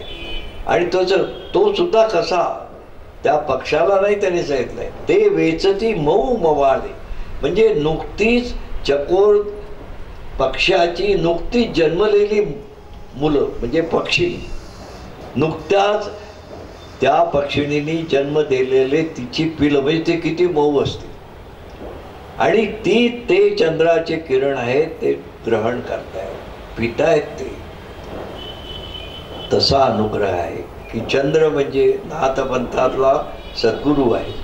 त्याच्या किरणामधून निघणारा जो काय अमृतमय असा जो किरण आहे तो म्हणजे अनुग्रह आहे.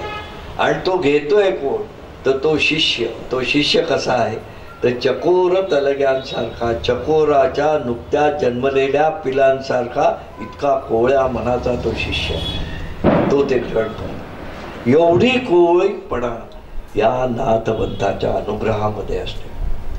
त्याच्यामध्ये नाम असतं आणि ते नाम जे आहे तर ते नाम शेवटी कसं घ्यावं, कुठपर्यंत घ्यावं, म्हणून त्यांनी म्हटलंय की नाथ नामची घ्यावे देवा हृदयाचे ठोके.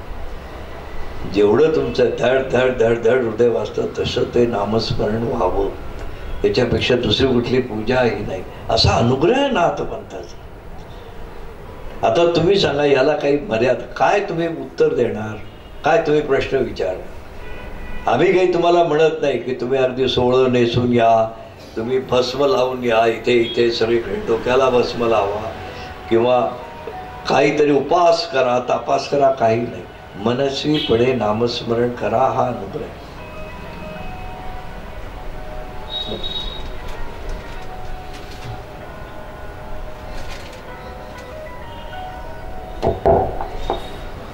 स्वामी मच्छिंद्रनाथांचं मंदिर बाबा इथे आहे, तर स्वामी मच्छिंद्रनाथांचं हे विभूती महत्व आणि व्यक्तिमत्व हे कसं होतं हे मला सांगाल का?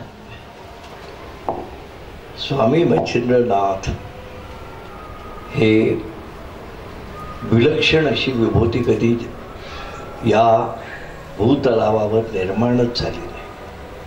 मी परवा तुम्हाला कथा सांगितली मच्छिंद्रनाथांच्या जन्माची, लक्षात आहे ना? कालच सांगितलं, परवाच सांगितलं की शिव, विष्णू आणि ब्रह्मदेवानी मिळून पंचमहाभूतातली 5 पिंड एके ठिकाणी ठेवले. त्याच्यावरती संजीवनी मंत्राचा प्रयोग करून जे निर्माण झालं ते मच्छिंद्रनाथ आहे.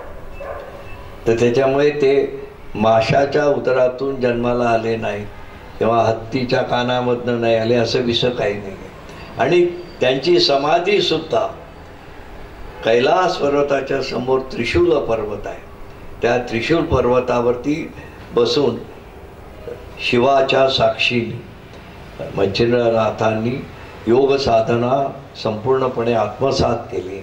आणि जेव्हा त्यांची त्याला आपण म्हणतो कार्यकाळ, तेव्हा त्यांनी पुन्हा ते त्या त्रिशूळ पर्वतावर गेले आणि एक पंचमहाभूतातलं एक तत्व जे आहे ते शिवाला अर्पण केलं आणि ते अंतर्धान पावले, व्हॅनिश. म्हणजे पृथ्वी तत्व पहिल्यांदा दिलं, मग आप तत्व दिलं, मग असं करत करत शेवटी वायू तत्व दिलं, म्हणजे श्वास अर्पण केला. आणि मच्छिंद्रनाथ हे शिवामध्ये विलीन झाले. ही मच्छिंद्रनाथांची समाधी आहे. गावोगावी कुठे समाध्या नाही आहेत. तर तेव्हा असा मच्छिंद्रनाथ हा जगाचा गुरु आहे, म्हणून त्यांना विश्वगुरु आपण म्हणतो.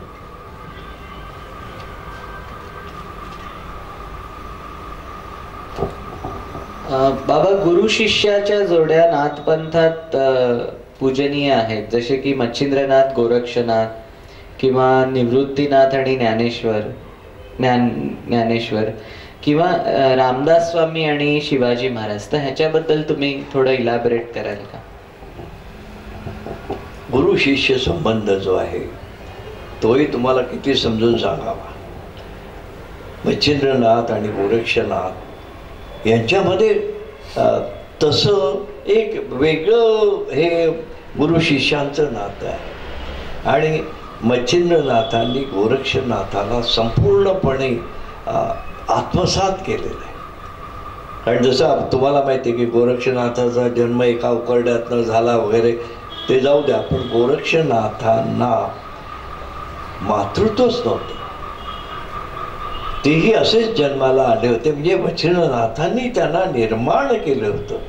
म्हणजे वात्सल्याचा साक्षात्कार पितृत्वाच्या साक्षात्कारामधून गोरक्षनाथांना मिळाला होता.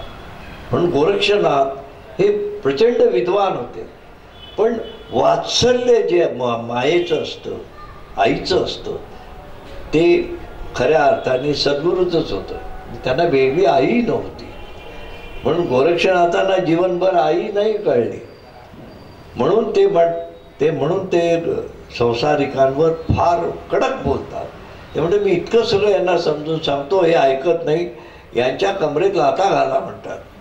की सांगून जर कळत नाही. पण मच्छिंद्रनाथ तसं म्हणत नाही. मच्छिंद्रनाथ म्हणतात त्यांना समजावून सांगा, त्यांची हिडीस करू नका, त्यांचा अपमान करू नका, आणि त्यांना आपल्यामध्ये आत्मसात करायचा प्रयत्न जीवनभर करा. असं नाही की महिनाभर करा, 2 महिने करा, असे काही रिफ्रेशर कोर्सेस वगैरे नाही आहेत त्याचे काही. तर आयुष्यभर तुम्ही प्रत्येकाला आपल्यामध्ये आत्मसात करा. हा खरा स्वामींचा आणि सद्गुरू शिष्य संबंध हे असे आहेत. आणि मच्छिंद्रनाथ हे अत्यंत साधे होते. ते कोणाच्याही घरी थांबले नाही. त्यांनी आयुष्यामध्ये फक्त 3 गाद्या स्थापन केल्या. पहिली गादी त्यांनी चित्रकूटला स्थापन केली, आणि 1 गादी आहे ती खऱ्या अर्थाने नेपाळमध्ये आहे, आणि 1 गादी बंगालमध्ये आहे. तर अशा 3च गाद्या म्हणून त्यांनी स्थापन केल्या. आणि गाद्या हे प्रेरणास्थान आहे. 2 लोड आणि 1 टक्क्या आणि 1 फोटो ही गादी नाही आहे. त्याच्या आतमध्ये जे सामर्थ्य आहे ते सामर्थ्य म्हणजे गादी आहे. आता इथे सुद्धा जी गादी आहे ती खूप सुंदर आहे, दिसायला छान आहे, फोटो चांगले आहेत, पण त्याच्यामध्ये जे अधिष्ठान आहे ते अधिष्ठान हे तुम्हा प्रत्येकाला स्वर्ग मिळावा, मोक्ष मिळावा एवढ्यासाठी. आणि प्रार्थना किती कळवळून मच्छिंद्रनाथांनी केलेली आहे. गोरक्षनाथाला माहीत नव्हतं असं तर काहीच नव्हतं, तो तर ज्ञानीच होता. आणि जेव्हा मच्छिंद्रनाथांचा काळ संपत आला होता, तेव्हा शेवटच्या दिवशी मच्छिंद्रनाथांनी गोरक्षनाथाला जवळ बोलावलं, जो परमज्ञानी होता, ज्याला काहीही सांगायची गरज नव्हती. तरी सुद्धा मच्छिंद्रनाथांनी शेवटचा उपदेश गोरक्षनाथांना केलेला आहे.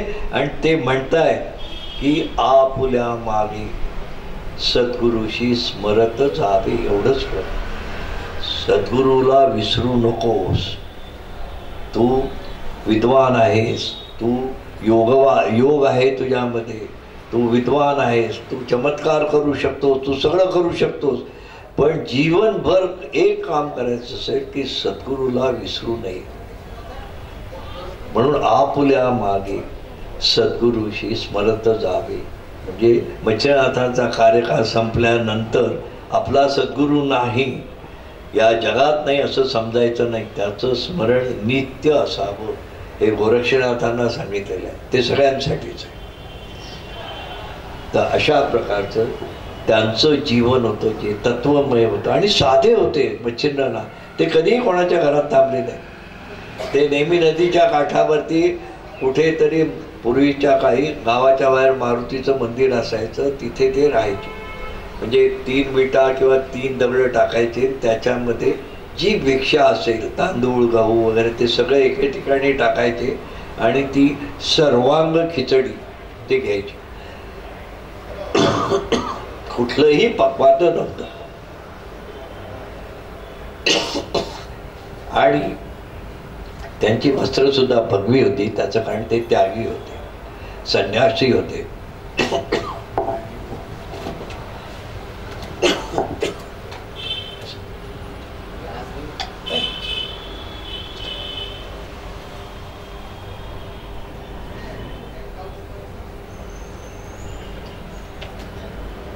आता कळलं ना? आता आणखीन समजून सांगायला पाहिजे.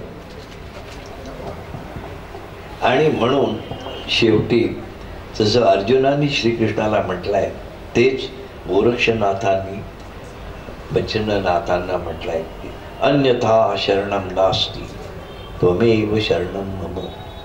हे अर्जुनाने तसं श्रीकृष्णाला म्हटलंय की श्रीकृष्णाने जेव्हा लढाई सुरू झाली होती, कौरव पांडवांचं महायुद्ध सुरू झालं होतं, तेव्हा श्रीकृष्णाने स्वतः म्हटलं होतं अर्जुनाला की इथे भीष्माचार्य आहेत, द्रोणाचार्य आहेत, कृपाचार्य आहेत, हे सगळे लोक आहेत तुझे, ज्यांनी तुला शिकवलेलं आहे, तुझे हे सगळे गुरु आहेत, त्यांना वंदन कर. अर्जुन म्हणाला नाही, मी वंदन करणार नाही. याच्यामध्ये अर्जुन अतिशय मोठा विद्वान होता. मग श्रीकृष्णाने त्याला प्रश्न विचारला होता की का वंदन करणार नाही. मग तिथे श्रीकृष्णाला अर्जुनाने उत्तर दिलेलं आहे. तेच उत्तर गोरक्षनाथांनी बच्चननाथांना दिलेलं आहे. आणि ते उत्तर असं आहे, त्याच्यामध्ये गर्व नाही. म्हणजे अर्जुन विद्वान होता, ज्ञानी होता, पण गर्विष्ठ नव्हता. पण दिसायला तुम्हाला आमचे प्रवचनकार असं सांगतात की अर्जुन गर्विष्ठ होता, म्हणून त्यांनी श्रीकृष्णाला उत्तर दिलेलं आहे की अन्यथा शरणम नास्ति त्वमेव शरणम मम. जगात मी कोणालाही नमस्कार करू शकत नाही, फक्त तुझ्या चरणावर माझं डोकं मी ठेवू शकतो, कारण तुझ्या इतका मोठा जगातच कोणी नाही. त्यांनी श्रीकृष्णाला प्रश्न, तुझ्या इतका मोठा आहेत का याच्यामध्ये कोण नाहीच आहे. म्हणून शब्द वापरले आहेत की अन्यथा शरणम नास्ति त्वमेव शरणम मम. तर अशा प्रकारची अनुभूती जी आहे ती खऱ्या अर्थाने जीवन व्यापून टाकणारा तो क्षण आहे. आणि तो क्षण या अर्जुनाच्या जीवनात आला होता. आणि म्हणून तुमच्या नवीन भाषेत जर कधी बोलायचं झालं तर क्षणाचं महत्व किती मोठं आहे. तर त्याच्यामध्ये एक विद्वान पाश्चात्य फिलॉसॉफर आहे, तर ते असं म्हणतात की त्यांचं नाव रेहाम स्मिथ म्हणून आहे. त्यांनी असं सांगितलेलं आहे की God realization is not an accident, it's an event. तो क्षण आहे. तर अशा प्रकारचा स्वामी आहे की तो तुम्हाला मिळतो त्या दिव्य क्षणाच्या अनुभूतीमध्ये सर्वांचं जीवन उजळून जातं. तीच समाधी आहे. म्हणून तो काही ॲक्सिडेंट नाही आहे, इट्स ए इव्हेंट.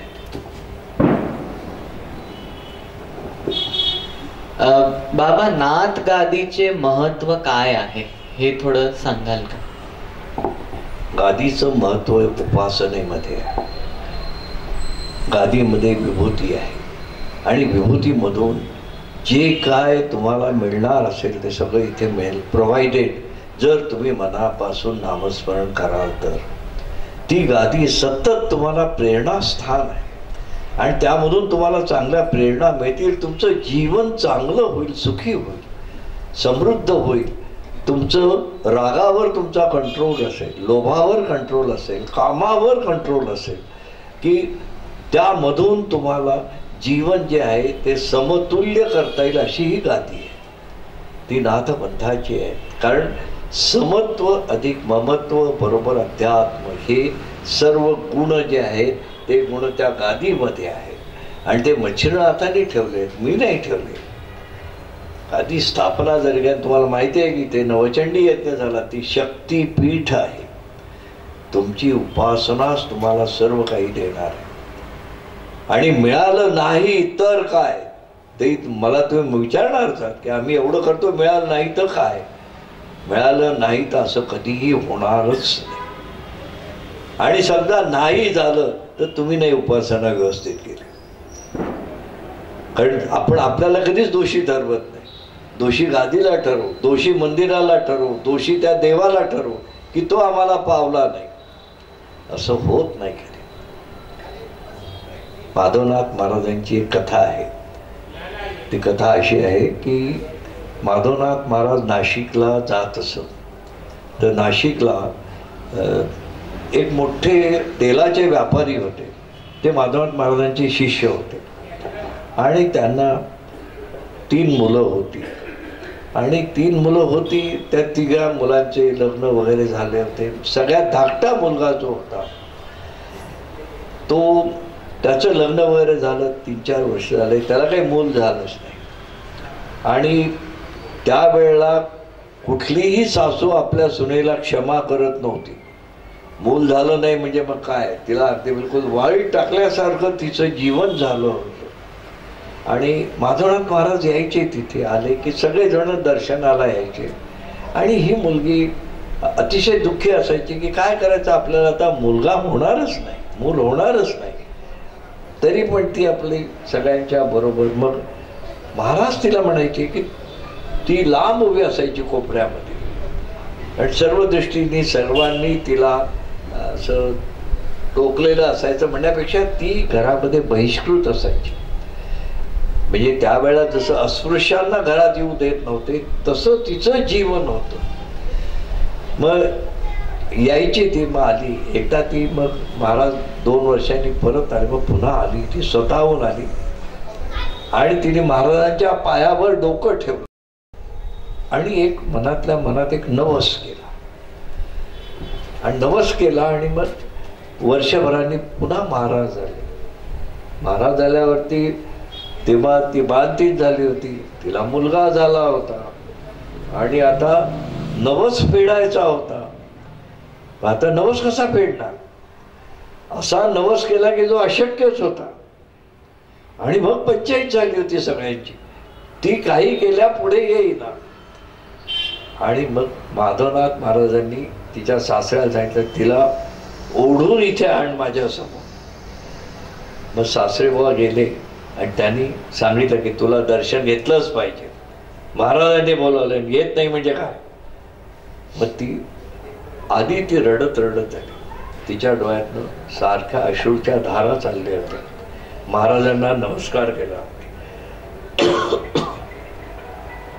महाराज म्हणाले की तुझा नवस पूर्ण कर. ती म्हणाली की महाराज तुम्ही काय सांगता, माझा नवस तुम्हाला माहिती आहे का. हो म्हणाले, तुला काय करायचं, जो केला असेल तो आत्ताच्या आत्ता इथे कर. मग ती घाबरून गेली. ते म्हणे कसं करणार आहे, इतके लोक बसलेले आहेत सगळे आणि तेव्हाचे सरदार वगैरे सगळे लोक आलेले. आणि मग तिने जवळ आली, महाराजांच्या कानात सांगितलं की महाराज काही करा, मला नवस पूर्ण करायला सांगू नका. मी माझा नवस तुमच्या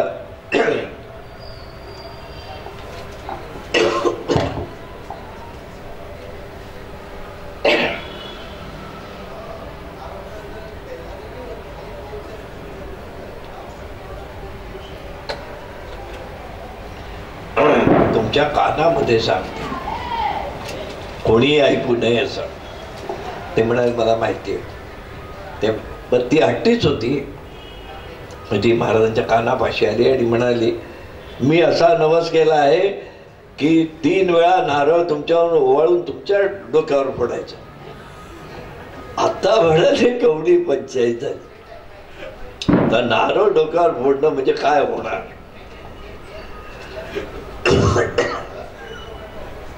महाराजांनी सांगितलं, तू माझी शिष्य आहेस, नवस पूर्ण केलाच पाहिजे.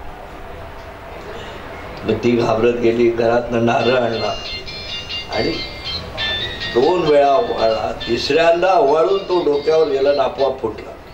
महाराजांना कुठेही लागले. असा सद्गुरू असतो की शिष्याच्या नवसाची सुद्धा पूर्तता केली आणि स्वतःला इजा होऊ दिली, असा नाथपंथ आहे.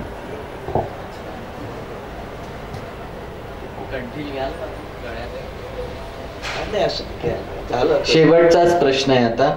तुम्ही माधवनाथ महाराजांचा विषय काढलाच आहे, तर इथे माधवनाथ महाराजांची गादी आहे आणि परमपूज्य माधवनाथ महाराजां हे विभूतिमत्व आणि व्यक्तिमत्व कसं होतं, आणि तुम्ही मागे म्हणालाही होतात की माधवनाथ महाराजांनी चमत्कार केलेत, पण त्याचं खरं स्वरूप काय होतं हे आम्हाला सांगा. आता एक चमत्कार तर मी माधवनाथ महाराजांचा सांगितलाच, पण त्या चमत्कारामध्ये त्या लहान मुलीचं हृदय, तिची भीती, तिची भक्ती, तिने संपूर्णतः जीवन जे आहे ते सगळं नैराश्याने भरलेलं असताना सुद्धा ही नैराश्यामधून आशेकडे नेणारा जो आहे तो माधवनाथ. निराशा प्रत्येकाच्या जीवनात आहे, नाही असं नाही, आणि पराकाष्ठेची निराशा आहे. माधवनाथांच्या जीवनामध्ये अनेक असे प्रसंग घडलेले आहेत की ज्या प्रसंगामधून माधवनाथ महाराजांनी क्षणाचं महत्व सांगितलेलं आहे, मोहाचं महत्व सांगितलेलं आहे की मोह किती वाईट आहे. माधवनाथ महाराजांचे एक शिष्य होते आणि ते शिष्य त्यांनी अनुग्रह वगैरे घेतला आणि रत्नागिरीचे होते, कोकणातले होते, भात खाणारे ते असतात, ते सगळे कोकणीच. मग त्यांनी प्रश्न विचारला होता की तुला काय आवडतं सगळ्यात जास्त. आता कोकणी होता, ब्राह्मण, तो मला साखर भात आवडतो, केशरी भात मला खूप आवडतो. महाराज म्हणाले की तो सोडून देतो, आता आजपासून तो केशरी भात खायचा नाही. मग त्याला खूप वाईट वाटतं, कशाला अनुग्रह घेतला. म्हणाले की यांनी सांगितलं आता गुरुची आज्ञा, तो तर खायचाच नाही ना. म्हणजे त्याला अनुग्रह झाला होता 1918 साली 17 साली, आणि त्यात तोही आता शिष्यच होता. त्यांनी अजिबात 1917 सालपासून ते 1936 सालपर्यंत त्यांनी केशरी भात खाल्लाच नाही. आणि मग इतके दिवस भात नाही खाल्ला तर काहीच झालं नाही. मग त्याला वाटलं की आता आपण खूप थांबलो वगैरे, गुरुची आज्ञा मोडली नाही वगैरे, पण भात खाण्यात काय आज्ञा आहे असं साधं वाटलं त्याला. आणि 1936 साली नाथषष्ठीचा दिवस होता, त्याने केशरी भात घेतला, तयार केला, बायकोला सांगे तयार कर, आणि मग ताटामध्ये घेतला. पहिला घास त्यांनी खाल्ला आणि हिंगणघाटवरून टेलिग्राम आला, महाराज एक्सपायर. आणि मग त्याला वाटलं की मी आज नसता भात खाल्ला तर माझा सद्गुरूंनी केला नसता, तो राहिला असता. असे माधवनाथ महाराज होते. आणि म्हणून जे जे सांगितलेले नाथपंथाचा तो चमत्कार नव्हता, पण मोहावरती विजय न मिळवण्यासाठी स्वतःचं जीवन अर्पण केलेला सद्गुरू होता. हे बघितलं पाहिजे. माधवनाथ महाराजांच्या जीवनामध्ये अशा अनेक घटना घडल्या. माधवनाथ महाराजांचे खूप विद्वान होते शिष्य, त्यांचं नाव होतं कायनदेव, आणि ते प्रिन्सिपॉल होते एका मोठ्या सैनिकी शाळेचे वगैरे वगैरे. माधवनाथ महाराज हिंगणघाटला आजारी होते आणि त्यांचे एक शिष्य होते डॉक्टर देशमुख म्हणून, शंकरराव देशमुख. ते तिथून म्हणजे नागपूरहून कार घेऊन हिंगणघाटला महाराज राहत होते. तेव्हा त्यांना ताप यायचा, मग हे जायचे तपासायचे, तेव्हा ताप नसायचा संध्याकाळी, आणि दिवसभर ताप असायचा. 3 वेळा ते गेले आणि ते म्हणायचे की ते हिंदी सायडरच होते, तर ते महाराज कसा आजारी पडला म्हणायचे, त्याला ताप येतच नाही, कारण त्यांच्या थर्मामीटरमध्ये येत नव्हता. आणि मग सगळे जण तिथे बालाजीवंत खटींच्या घरी माधवनाथ महाराजांची अशीच गादी आहे. सगळे शिष्य चिंतित असायचे की महाराजांचं कसं व्हायचं. आणि त्यात त्यांचेच एक शिष्य असे होते की जे तिथे येऊन बडबडले साधारणपणे तृतीयेला पडले की बुवा ते शिष्यच होते माधवनाथ महाराजांचे. म्हणाले सगळ्यांच्या समोर की माधवनाथ महाराज जर माझे गुरु असतील तर नाथषष्ठीला ते समाधी घेतील. सगळ्या शिष्यांना राग आला, सगळ्यांनी त्यांना वाईट टाकलं अगदी बिलकुल. पण सत्य तेच झालं की नाथषष्ठीला महाराजांनी समाधी घेतली. तर असा हा माधवनाथ, या माधवनाथ महाराजांनी शिष्यासाठी जीवन अर्पण केलेलं आहे. रामभाऊंना इंदोरला मंदिर स्थापन केलं तेव्हा त्यांनी सांगितलं होतं की तुम्ही माझ्या पादुका ज्या आहेत, चरण पादुकाचे ठसे घेऊ नका. खूप कळवळून सांगितलं. पण ते तिथल्या इंदोरच्या लोकांनी ऐकलंच नाही अजिबात. नाही, आम्हाला तुमचे पायाचे ठसे पाहिजे, त्याच पादुका असतील. आणि नाथपंथाचा संकेत असा आहे की असे ठसे दिल्यानंतर 1 वर्षाच्या आत समाधी घेतली पाहिजे. माधवनाथ महाराजांचे इंदोरला जे ठसे आहेत पायाचे 1935 साली ते ठसे देण्यात आले आणि 1936 साली महाराजांनी समाधी घेतली. 1 वर्षाच्या आत जीवन समर्पित संपूर्णतः शिष्यांसाठी करणारा हा माधवनाथ. आणखीन काय द्यायला पाहिजे? असं कोणी करेल का? तर म्हणून पुन्हा आपण पूर्वपदावरती येतो की सर्वांनी म्हणजे शेवट गोड करावा असा हा विषय नाही आहे.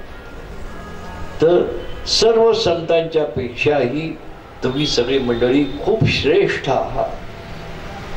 म्हणजे सर्व संतांची वाट कोणी लावली असेल तर ग्रहस्थाश्रमी लोकांनी काय वाट लावलेली आहे. तुकाराम महाराज जेव्हा आपल्या देहूला पांडुरंगाच्या पुढे उभं राहून शेवटी काय सांगत असतात? हात जोडतात, उभे राहतात आणि पांडुरंगाला मागणं मागतात. काय मागणं केलेलं आहे की जीवनभर मी या सगळ्या लोकांना शिकवतोय की भक्ती करा, भजन करा, कीर्तन ऐका, नामस्मरण करा. मग याच्यातला एकही जण काहीही करत नाही. आणि मग शेवटचं मागणं आहे ते तुकारामाचं आहे. तसंच मागणं रामदास स्वामींचंही आहे आणि कळवळून मागितलेलं आहे. त्यांनी विठ्ठलाच्या पुढे उभं राहून हात जोडून मागितलेला आहे की विठ्ठला एकच वर मला आता दे तू. तो वर असा आहे, ऐसे करा नारायणा. देवा तुम्ही आता एकच करा, पुन्हा दिसू नये जना. या लोकांपुढे मला येऊ देऊ नका, मला मुक्ती द्या, कारण हे नाही सुधारणार. तर म्हणून संतांची वाट लावणारे सगळे ग्रहस्थाश्रमी आहे. रामदासांचंही तेच झालं, यांचंही तेच झालं. आणि रामदास स्वामींनी सुद्धा हेच सांगितलंय, उपासना सकळ ठाई.